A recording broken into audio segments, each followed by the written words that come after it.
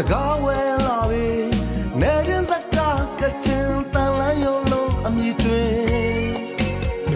အမှန်ကန်စိတ်ထားပလီပလာမများကာလာရမပြတေးရတယ်လေအဲ့ဒါမော်လူသာမော်လူတယ်လေစကားဝဲလာပြီနေရင်စကားကချင်တန်လန်းရုံလုံးအမြည်တွင်